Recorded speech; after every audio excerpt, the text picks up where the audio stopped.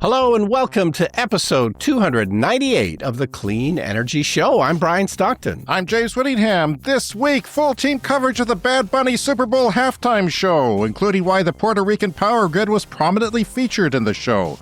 Let's just say that there were far more sparks on stage than in that snoozer of a football game. Japan has successfully restarted the world's largest nuclear power plant, and there was much rejoicing.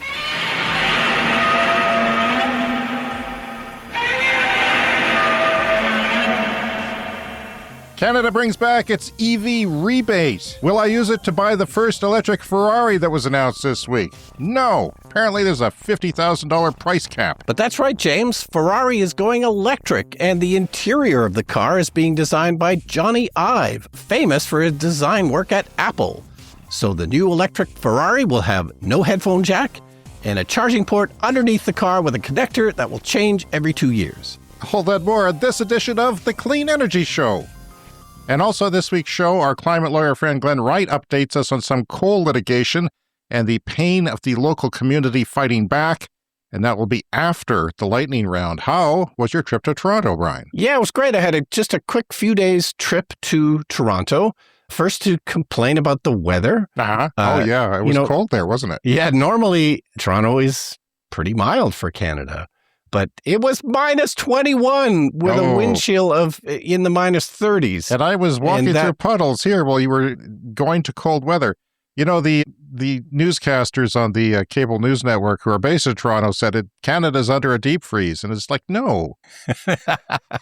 Yes. People were wearing shorts in Calgary in Western Canada. And it's just this Toronto-centric thing that always happens. And it's frustrating. But the weather person corrected them eventually. Yes. Toronto is famously the center of the universe, which you start to believe if you live there too long. Yeah. But anyway, brutally cold and windy. It was really bad. But I have essentially breaking news. James, I rode the Eglinton LRT on its first day of operation. Get out of town. You finally did some work on your vacations. I did some work for the podcast, James. Finally. We love to talk about public transit on this show. I'm going to be able to tell my kids I rode the Eglinton LRT on its first day of operation. And of course, they'll say back to me, shut up, old man. We don't care. Yeah. But this is a big deal because this thing took 15 years to build and about $13 billion. But it's finally working. I think 18 kilometers or more than 18 kilometers long. Yeah, 19 according to what I read Which is about the length of our city from north to south. I've calculated that because that's when I get the low electron warning in my Nissan Leaf. And I think, as long as I'm within the city, I'm okay to get back home. So they had it for free on Sunday, the first day of I saw operation. That on the news. So, and it was quite busy. People camped out, apparently. People camped out overnight in that horrible cold. Train enthusiasts. You can't stop train them. Enthusiasts, so it's nice. People love public transit and, we need more of it. And that's proof, the fact that people would be so excited about this thing. So you're a longtime Toronto resident. You've ridden the subway many times and probably some other variations of public transit. But what did you think of it as far as a modern replacement? It seemed okay. So it's an LRT rather than a full-blown subway, but a lot of it does go underground. It's sort of a mixture of underground and above ground. So there are people who say it's like, well, they should have just built a subway. And how are the stations? Were the stations nice? Yeah, stations are nice. They've done a better job at that. I think that's one thing that's sort of easy to see as you look back at the older subway stations and in places like New York and London where the stations have been around for 100 years. They can often feel kind of cramped and dingy. So, I think we've learned that lesson. But of course, that makes it more expensive and makes it take longer. But I only saw a couple of stations. How were the train cars? Were they nice? Was it quiet? Was it smooth? Like, what was your impression of the ride? Yeah, it was decent. So, it's smaller than a subway. It doesn't carry as many people as a subway. And, the cars are a bit smaller than a subway. But did the wheels squeak? Did the wheels screech and hurt your ears? I didn't notice that. Of course, it's all in a straight line. Right. This is in the northern part of Toronto. So Toronto has a mixture of subways, streetcars, and then LRTs. Is Eglinton between Toronto proper and North York? Is that a cutoff line, or are we still not far enough north? It's close to North York, I think, in that. So it's going east and west across the city. The subway's predominantly go, well, there's a U-shaped line that goes north and south. There's one that goes east and west, but it's more south towards the downtown. Yeah. So this seems like a big deal for getting more people off the roads. Yeah, it's a long time coming. That's the only unfortunate part about it, that it took so long. But, Toronto it's Canada's biggest city. There's millions of people that live there. They really need to be going all out to get the transit working because, of course, they have horrible traffic problems, which we've talked about before. Many of the political fights in Toronto have to do with prioritizing cars over transit. So, unfortunately, transit often gets short shrift, and then people just keep driving, and the traffic is insane. And in spite of that, many of the politicians fight against more public transit. Now, when the LRT is above ground, it still gets stopped sometimes by red lights. So they still need to work on their traffic light priority. They don't do that with the streetcars very much either in Toronto, which is a real problem. The streetcars are often getting stopped by red lights when in a real city with proper transit, they have, the transit gets priority and can change the lights. But at least it's finally happened. And I'm assuming, I think I heard that it was over budget as well, because anything that takes twice as long. And, I heard the Society of Engineers or something say, stay out of our business, politicians. They said, leave it to the experts to know what we're doing, because there was a lot of interference. They blamed it on political things and suggestions on things that weren't maybe technically viable and things like that. I don't know. It's complicated. There's videos on YouTube you can watch from transit enthusiasts who are covering that. But that's pretty cool that you wrote it on the first day for free, too, you cheap bugger. You didn't have to pay a dime. No, and I could even transfer it to the subway, and then I didn't have to pay with the subway. Nice. Well, that's cool. What made you think to do that? Because it was going to take a while. Did you just have some time? Yeah, I didn't know about it, but our friend Don, who's a listener to the podcast, shout out to Don, he let me know that it was opening day. So, I met up with him, and we did that.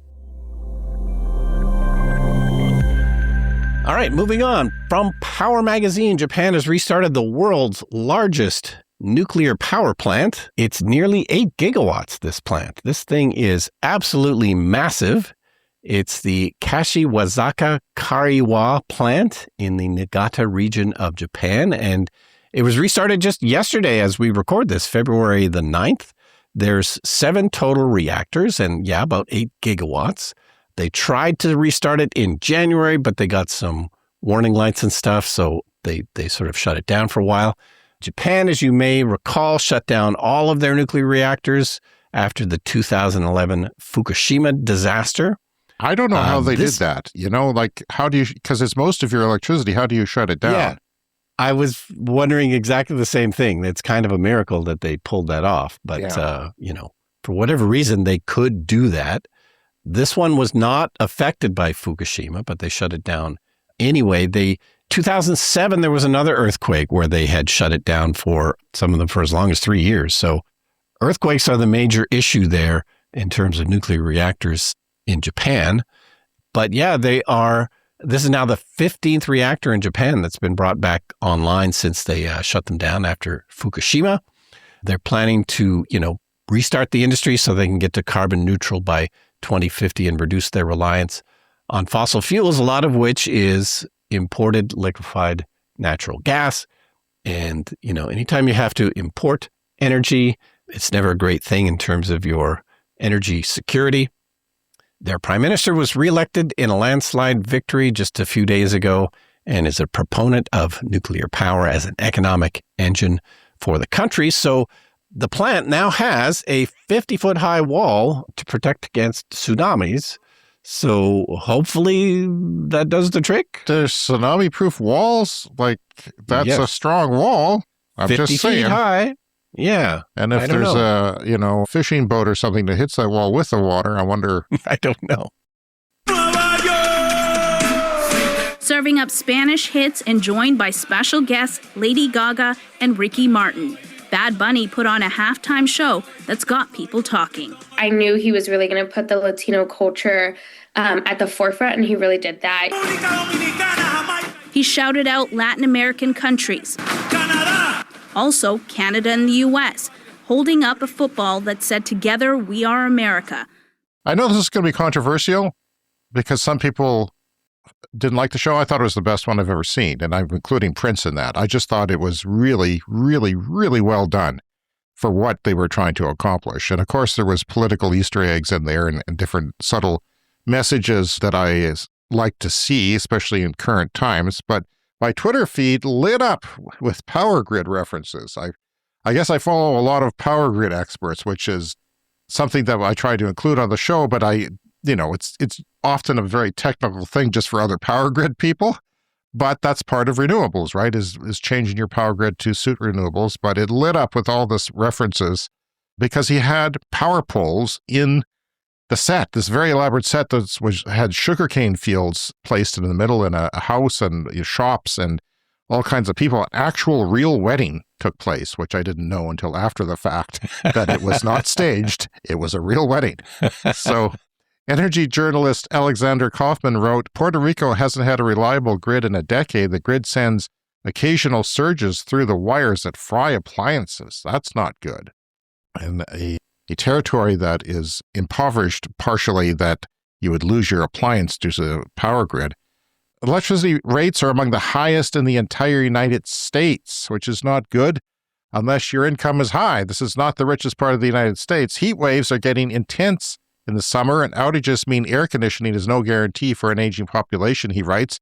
A coal power plant producing deadly pollution was just extended for years because the island needs more power generation. Utility-scale solar projects have also taken a toll. They have been messing with the local hydrology and flooding neighborhood barrios. The territory depends on a financially troubled LNG company, that's liquefied natural gas, that has given up its long-term incentives for good service in favor of short-term payouts for the natural gas it's supposed to shore up the grid with. And it's pretty wild that a small part of that story was told on stage at the Super Bowl halftime show tonight, he writes. And by God, it was, because that is a major thing in Puerto Rico. And of course, Bad Bunny, the main representative, one of the biggest stars in the world, is from Puerto Rico, a territory that should be a state, I think, and is often neglected by the U.S. government, unfortunately. There were 4 power poles emerging on the stage of the Super Bowl. They set this up on the field. If you're not familiar with North American football field, they have a big halftime show. His performance was over 13 minutes long. And so they extend the halftime, and everyone watches, except for far right-wing people, which flock to a 5 million viewed alternative concert. Sugarcane, of course, was prominently displayed. I don't know how they did that. They did a fantastic job. It looked real on stage and created a very interesting atmosphere. But sugarcane has a long history of slavery and colonialism in the Caribbean. Workers were falling from those utility poles, 4 of them, with flashes of sparks. That was a reference to the blackouts that crippled the U.S. territory for several months following Hurricane Maria in 2017, but following almost every hurricane that goes near it. Yeah. So this took place during his song, I can't pronounce that, but it's okay. Apagon? No. Apagon? I've sought out help on this, Brian. I can't pronounce that, so I asked my daughter's very good friend Lix, who works at a gas station in a small city north of Mexico, and claims to have never seen an electric vehicle. I've asked her to pronounce it for our listeners. So here is Lix with the name of Bad Bunny's song. El apagón. El apagón.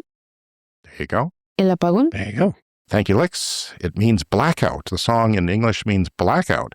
And this 2022 song has become something of a resistance anthem, says the New York Times, in part because its video includes a mini documentary about the inequities in Puerto Rico.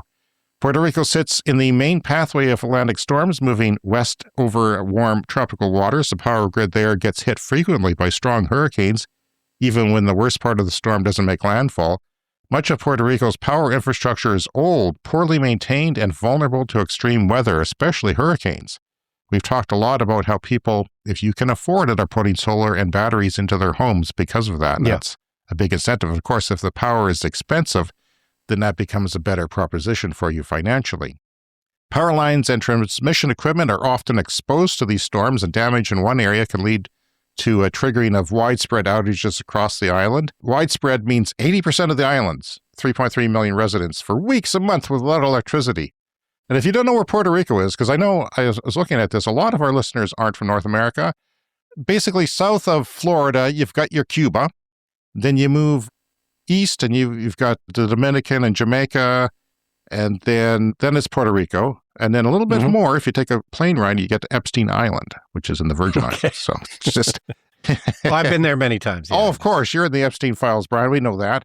The grid also relies heavily on centralized generation, meaning failures at major plants or central transmission routes can knock out electricity for large regions at once. As a result, even moderate storms can cause long blackouts. Restoring power can take days and weeks, depending on the damage. Puerto Rico is working to make its power grid stronger by moving away from a single centralized system. Think of like a nuclear or a coal plant powering the whole island. If it goes down, everything goes down. But a distributed means putting solar everywhere. But they've run into problems because the solar panels, the downpours for the solar are being directed apparently to other places instead of soaking into the ground. So that was an issue with their solar panels. And because it's closer to the equator than us, the panels are a lot more flat, relatively speaking, than upright where they would be in northern hemispheres or in the north where we are. Yeah. So with major federal funding, the island is expanding rooftop solar and battery storage, upgrading power lines and equipment, and adding smart technology that can detect problems faster and then restore power more quickly. Utilities and grid operators are also improving basic maintenance like trimming vegetation to prevent outages. I noticed the workers that were depicted in the halftime show wore straw hats and not helmets when they went up, the line workers. So I don't know if that's true. I bet it is. The long-term goal is to reach 100% clean energy by 2050 on the island, and studies show its rooftop solar potential alone, just solar on rooftops, is several times its residential demand in Puerto Rico. So they've got to get that going. This story is from Strategic Energy just 2 weeks ago. It says, after years of delays, Puerto Rico nears a long-awaited energy transition milestone. After more than a decade of setbacks, large-scale solar and energy storage projects are set to become online this year, 2026, and they could finally push Puerto Rico beyond 20% renewable generation.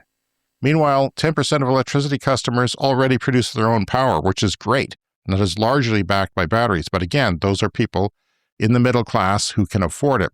The island could finally surpass the 20% renewable energy threshold in its power mix, a target that was originally meant to be achieved years and years ago, actually. So several utility-scale renewable energy and storage projects are expected to begin this year. Many of these developments are already under construction and can significantly reshape Puerto Rico's national energy landscape. While utility-scale projects have lagged, distributed generation rooftop solar has expanded at an unprecedented rate. So we see that in rural Africa and places like Pakistan, where there's a need, solar can fill that gap. And, of course, one of the needs is when your power is expensive, which it sounds like it is in Puerto Rico. So, putting up your own panels has a great payback. Yeah, and you know what? The workers on those power lines at the halftime show for the Super Bowl was a reference to that grid being in ill repair. And the Trump administration, they've canceled $850 million of a $1 billion fund meant to bolster the island's grid against storms and outages due to racism. Yeah. And if you want to know one fact about me, one personal fact, I really don't like racism. Yeah. So there you go. That's my story. Not a fan. Super Bowl. Yeah. Somewhat along those lines, grid storage batteries in Australia are really taking off. Now, we've talked about this before because they're taking off, but they're really taking off. Like, this is absolutely crazy. This is from Renew. Maybe even really, really taking off. Yeah. Renew Economy. They had to update a list that they did not that long ago, a few months ago, where they listed 10 big battery projects. Well, they had to update it because there's just so many in the pipeline. So if you want to see the whole list, it's on reneweconomy.com. They're listing the 15 biggest battery projects that are in the works in Australia. The Neon Collie battery, the biggest operating battery in Australia until recently, is 20 times the size of the original Tesla battery at Hornsdale, which we'd sort of talked about on the show. That was the kind of the project that sort of kicked all this off in Australia. That was big in itself. It was huge. Or at least it seemed big at the time. Now there's one. This is the trajectory of everything we talk about on the show. Yes. But the Hornsdale battery now barely makes the top 10 in terms of the projects that are now operating or partly constructed or committed to. So the big long list is, a lot of them don't come online till maybe 2030, 2031. others in the next year or two. But yeah. It's not taking that long to construct, I don't think, because Tesla put it up in 3 months, the first one. Yeah. It's just planning and environmental assessments and things like that, I would imagine. Yeah. So yeah, the Hornsdale battery at the time seemed big. It was 100 megawatts with 129 megawatt hours of storage, making it the biggest in the world at the time, and around 100 times bigger than many energy experts had thought was even plausible. And I had forgotten that this was even an argument, that people would just say, oh, this doesn't work. You can't do this. There was a lot of argument saying this is the one thing that Elon Musk actually came through on a big promise. Yeah. Time-wise, especially. Yeah. And a lot of people questioned that this is fanciful thinking, but, yeah, it wasn't. And was all constructed in whatever the deadline was, 100 days maybe? Yeah. So there are now nearly 50 big batteries already operating across Australia. There's more in construction and in the planning stages. Most of the projects in this list have more than 10 times the capacity of that original Hornsdale battery. One of them is 30 times the capacity of that Hornsdale battery. That hurt. Wow. And of course, a big reason for this is price. Battery cell prices plunging more than 80% just since that first Hornsdale battery was built. That's amazing. Because wasn't that done during the course of our podcast, which we are now celebrating our 6th anniversary very quietly this month? We updated that story recently. I think it actually happened before the podcast. Okay. Okay. But yes, very good. 6 years now we were certainly talking about it. We've been doing this. So like the biggest one on the list here is Hanworth, and it's 1,200 megawatts and 4,800 megawatt hours of battery storage. Okay. So that is probably, 1,000 megawatts is like a nuclear reactor, a coal plant kind of average. Sometimes they're bigger, like the 1,200 megawatts it does. And when it says 4,800 megawatt hours, that means basically it runs for several hours, but not 24/7, but it takes the solar from the day and extends it into the night, mostly is what that's doing. Yeah, and of course, originally these kind of projects, they only had 1 or 2 hours of storage, and then that became 2 to 4 hours, and then moving on to like 8 to 10 hours. And, there's really no limit. I think if you told a lot of people, even experts back then, they would not have believed what is going on now. And if that's the case, what's going to happen 5, 6, 7 years from now? Because everything is moving really fast. And a lot more research is going on. Yes, because, I just said that, a lot of people didn't think this was plausible back when that Hornsdale won. Yeah. But now a lot of people still think it's not plausible, even though this kind of stuff has been going on for years now. That's what we're here for, Brian. We're here to pave the way to the future for people who are disbelievers. That is absolutely it. So, this biggest one, it won't be completed until 2031. Some of these projects have plans to increase their capacity, so you can build it at one size and then, just add more batteries if you need them. But this works in Australia for many reasons because of their huge amounts of solar and, their traditionally fairly expensive power grid. So, that's led them to be really a huge leader in this. So the Canadian government, until recently, there was an election last spring, was it? I can't even remember anymore. I think it was last year. It's all a blur because there's new political things surpassing. It's like when you have a toddler and you can't remember what they did the day before the achievement because there's been something groundbreaking today and it all moves so fast. That's kind of what politics is like now. But when a new government came in, same party, different leaders, they scrapped or put on hold the EV mandate, which was causing, because we have an auto industry here and they were fighting back against it. Yeah. And there was a lot of people saying, you're not forcing me to drive an EV, one of those stupid cars, or I'm going to leave the country and join Trump's America, says the province of Alberta. Well, I say adios, Alberta. I'll see you when you come back begging and you're a wasteland after oil tanks. The new plan for the Canadian government, though, is not to have 100% EVs by 2035, as they originally planned. So a gas vehicle ban for, light-duty vehicles by 2035. It's now different than that. But I am going to argue in a minute, and as I did in a video, and we'll welcome Calypso, the Clean Energy Show cat. Hello, Calypso.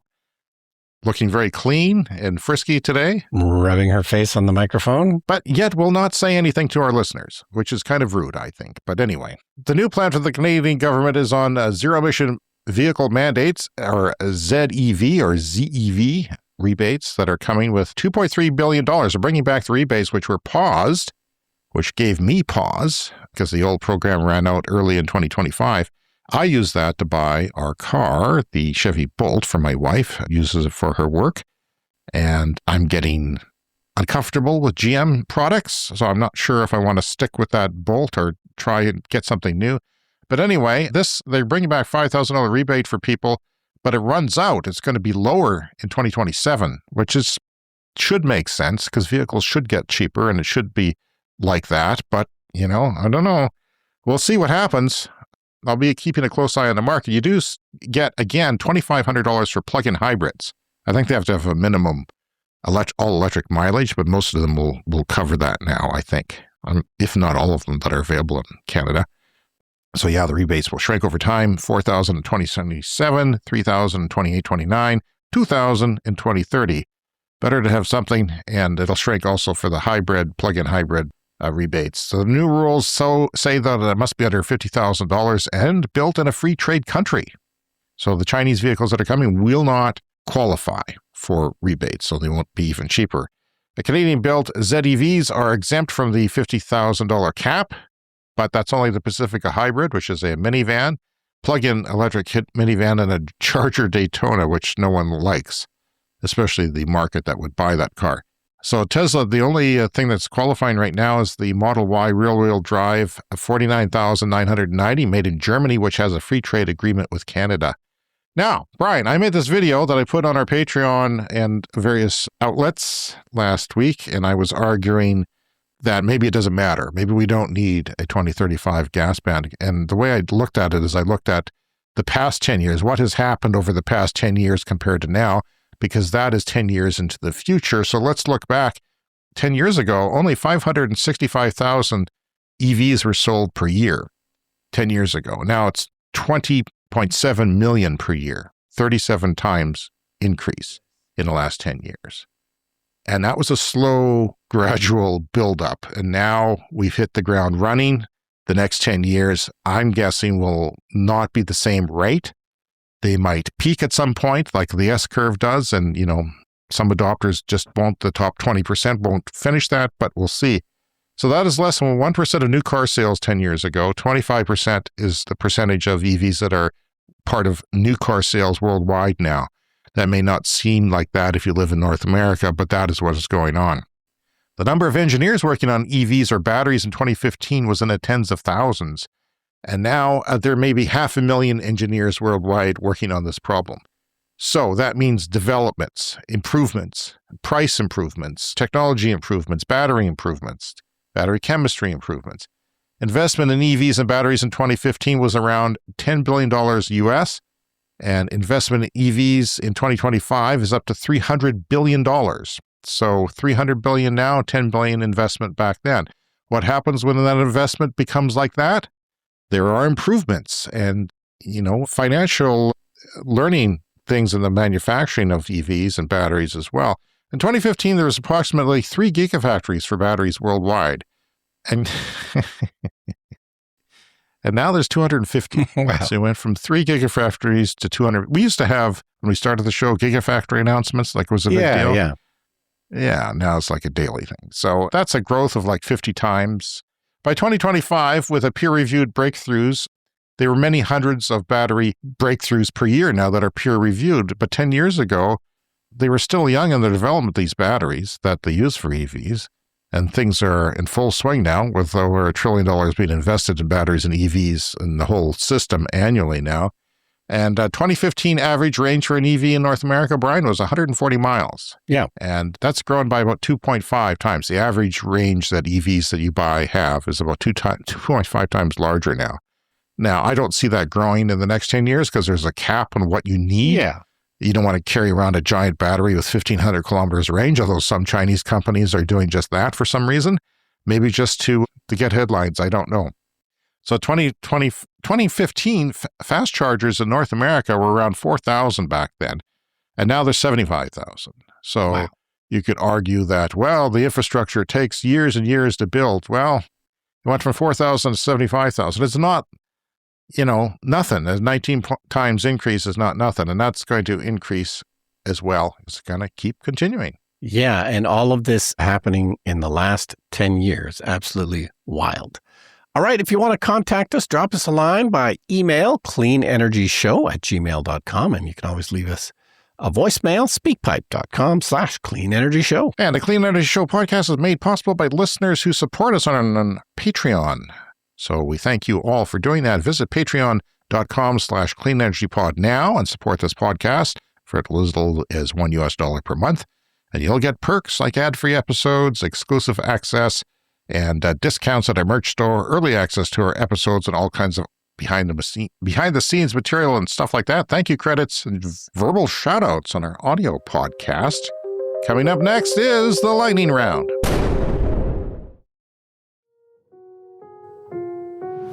It's time for the lightning round. The lightning round is a fast-paced look at the latest headlines in climate, clean energy, and transportation. Speaking about Canadian EVs, Canada is eyeing a joint venture with a Chinese automaker to export EVs globally.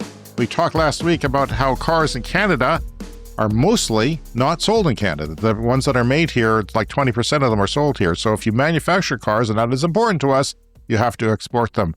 And since the United States may not be taking them lately because of tariffs, it might send them elsewhere. You can read that Bloomberg article for free on our Patreon page for the next 7 days. So go check out our Patreon page for free. The most obvious option apparently is BYD or Chery Motors from China. And Trump wrote today that the Chinese are going to ban hockey from ever being played in Canada again, especially the Stanley Cup. So he must think we're as stupid as his voters. And guess what? We're not. Actually saying that we trade with China, they're going to take away our hockey. I know it's stupid, but you're not laughing. It's just... Yeah. Well, sorry, Brian. You're a hockey fan. You'll find something else to fill the time, maybe chess or something. China has developed a really big eVTOL. That is basically a drone that carries people, an electric vertical takeoff and landing aircraft with lots of little propellers on it. China's developed a really big one. The V5000 Skydragon has a maximum range of 250 kilometers, while a hybrid version, that is, using gas, I assume, or jet fuel, can go 1,500 kilometers. This is interesting because it carries 10 people. Comes in two variants, a passenger and cargo, and 10 people or 2 Jameses will be carried on that aircraft. BYD outsold Tesla 10-1 in Australia in January. Price is one of the biggest drivers of EV adoption. For every $1,000 reduction in price, EV demand moves by about 11.5% nationally. And that's from the Climate Institute via the Pembina Institute. Pardon me. Time for a CES Fast Fact. The signal strength hitting Earth from Voyager 1 is less than 1/trillionth of a watt, Brian. 1/trillionth of a watt. wow. Put that in perspective, your phone's Wi-Fi signal is 100 billion times stronger. Just give everyone a moment to think about that, and we'll move on. Sure. So that means we're still getting signals from it. We are, apparently, every now and again. Of course, there's big, receivers and dishes to pick up that tiny little watt, but yeah. India is the third largest auto market, and one of its automakers, Mahindra, is going all in on self-driving, selecting Mobileye as its partner. I think that's an Israeli company. Mobileye claims that there's a large desire for automated driving in India for safety reasons. I can see that. I don't know how. We'll see how your self-driving Tesla does in Indian traffic with two-wheeled things buzzing by you. That's crazy. I can't even imagine that problem. A Columbus suburb is suing to block Amazon's plan to install 228 natural gas fuel cells across 6 acres to power a massive data center. Data centers, computers. Fuel cell is hydrogen, but you have to make the hydrogen. So the project, paired with diesel backup generators, has sparked legal and grassroots opposition. I say good, because I don't need Amazon poisoning my air. It's bad enough fossil fuels is doing it, and steel construction. I don't need Amazon doing it. Yeah, the need for power for all of these data centers is absolutely insane. Toyota and Pony AI started mass producing robotaxis for China using Toyota's BZ4X. I don't know why, because that's the obsolete model. It's now the 2026 model is BZ only, but presumably they'll be using those as well. Hardware is added mostly externally on the top, unlike Tesla's, which is built in everywhere. 1/3 of Boston and Cambridge households are car-free. That's pretty impressive. Yeah. For a big city. Among the highest rates for major U.S. cities, largely due to mass transit working as it should. A study performed by researchers from the University of Reading and Oxford Brookes University found that cyclists aged 50 to 83 experienced measurable cognitive and mental health benefits from regular cycling. Now, that's important to know because it was either normal bicycles that you pedaled all by yourself or e-bikes that you pedaled a little bit. Still a benefit, cognitive benefit for older people to do that. Yeah, and I try to bike quite a bit in the summer, but, we have a nasty winter that I'm definitely not going to cycle through, but... I can't even walk since it's been above freezing. Everywhere is ice. It's just ice everywhere. You take your life into your hands to walk. Yeah, you live near the university, though. You can go walk inside I've thought about driving all the way down there. Yeah. Like, that's how desperate I am to get my walks in. As the planet warms, seas will rise around the world, but not in Greenland, where they are projected to fall by several feet. I didn't know that, according to a new study. And that means more Greenland for Trump. I have a dark sense of humor, as you know. Any regular listeners to the show, if you're new, well, welcome. One of the largest oil drilling rigs in the United States is nicknamed the Beast, and it has crashed to the ground half a mile from an Alaskan native village. The village of Nuskut is concerned that warming temperatures and shifting ice might have caused the fall. Up north, you have to build on frozen ground. If the ground thaws, infrastructure falls down, including houses. Like a likely culprit for sure. A majority of Trump coalition voters back solar power, especially if the panels are made in the United States and without Chinese materials. And that's from polling shared exclusively with Axios. So, I found a lot of right-wing people are pro-solar because it's kind of a libertarian kind of thing. Do it yourself. Be free from other things. And it's true. And I'm not a libertarian, but I sure love making my own power on my roof and powering my car. And finally, this week, we're going to read Glenn Wright's letter. He's a lawyer litigating climate action in Saskatchewan, Canada. That's where Brian and I live. And he's going to give us an update because last week we mentioned him and that set him off to tell us, no, things are not what you said, Brian.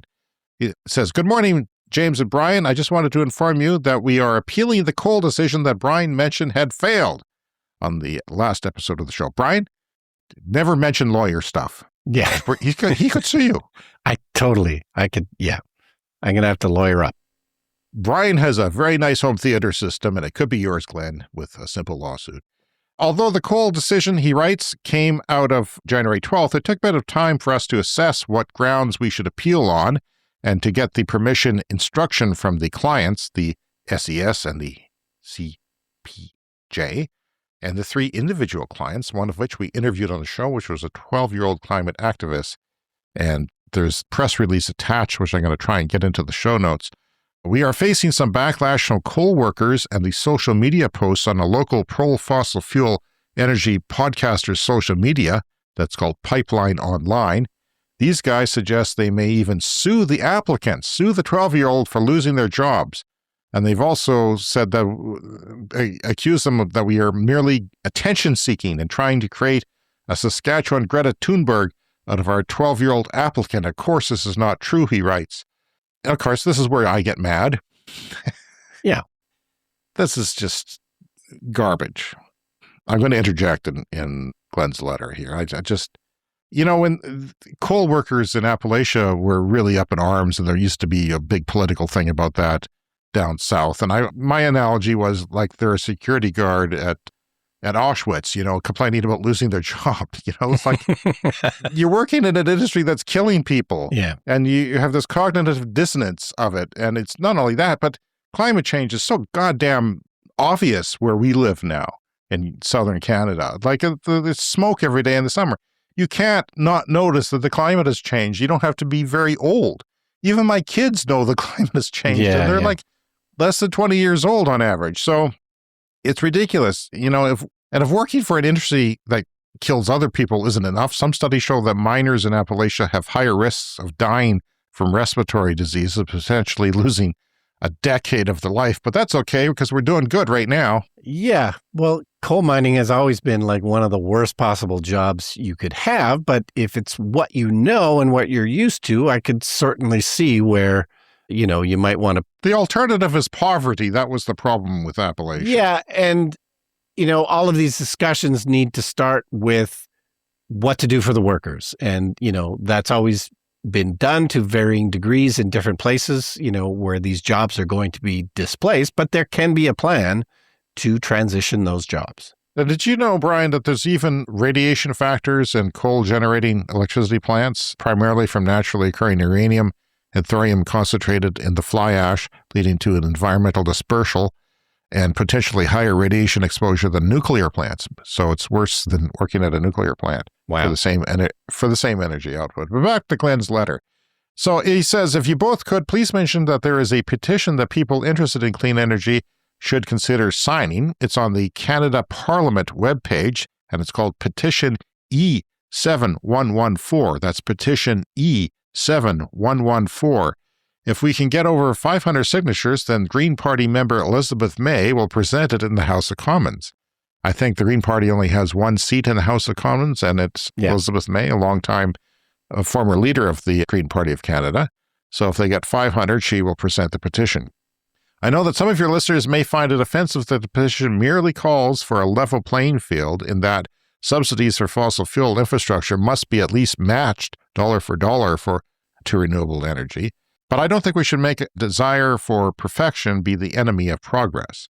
The petition also calls for all local coal-fired generation to be ended by 2035. And it was supposed to be all coal-fired generation of electricity was supposed to be ended by 2030, because that's kind of what the Paris Accord. When they did the Paris Accord in 2015, they kind of said, well, in order to reach these climate targets of 1.5, this is what we got to do. We got to end coal by 2030. Yeah. We got to end the selling of new vehicles that burn gas by 2035. And that just gets and back then they didn't have a whole lot of hope, but a lot of things have worked out that you don't need coal. We don't need coal. Don't need it. Don't need combustion vehicles. This is a timely and important issue, Glenn writes, and we need at least 500 signatures prior to the spring parliament session in March and April. So get on that, people, if you live in Canada. I think, 30% of our listeners, 20% of our listeners live in Canada. Although I want all fossil fuel subsidies to end immediately, I must admit that even this action, if implemented, would help accelerate us towards the necessary transition, and it would be very helpful to have more focus on ending coal by 2035 at the latest, particularly when the Saskatchewan government here is trying to run coal to 2050, which is freaking absurd. Like, it's just insane. Absolutely nuts. We believe that getting this kind of attention to coal and renewables will also support our climate litigation in Saskatchewan, as we are making a charter argument about ongoing expansion of unabated gas power plants in the Dykstra case filed in March 2023, and have a judicial review application in the second case against Saskatchewan's decision to refurbish and run coal generation to 2050. That's the Citizens for Public Justice case filed July 2025. Both are currently headed to the Court of Appeal after being struck down on preliminary motion, saying these topics are non-justiciable. That's from Glenn. Thank you, Glenn. Thank you, Glenn, for the work you do. Yeah. Thank you to the people who are part of that lawsuit. You guys are heroes. Yeah, they're fighting for all of us, even the people who think it's all a good idea to keep running coal. Exactly. All right, you can find us on social media, Clean Energy Pod, patreon.com/Clean Energy Pod. And the email, once again, cleanenergyshow@gmail.com. And please hit that follow or subscribe button, and you'll get a new episode every week. Yeah, thanks to our Patreon supporters who are over at patreon.com/cleanenergypod. And I'll have Glenn's letter there in its entirety if you want to read it and look at the links and get that information if you want to sign the petition, rather. Thank you to our Patreon Clean Club executive members who get a shout out every week. Green Bastard, Brent Rowley, and Tiernan is back. Thank you for your generous support, Tiernan. And you're one of the people who dropped off due to changes in his life. And I'm assuming everything is back on track now, working well for you. So thank you very much for that. And thank you all for supporting our podcast, however you do it, even if you're just listening. We'll see you again at our bonus podcast coming up in a few days. Yeah, bonus soon, and then we'll see you next week. And then just like el apagón, el apagón, el apagonazo. Just that. Yo creo, no sé. Bueno, eso era todo.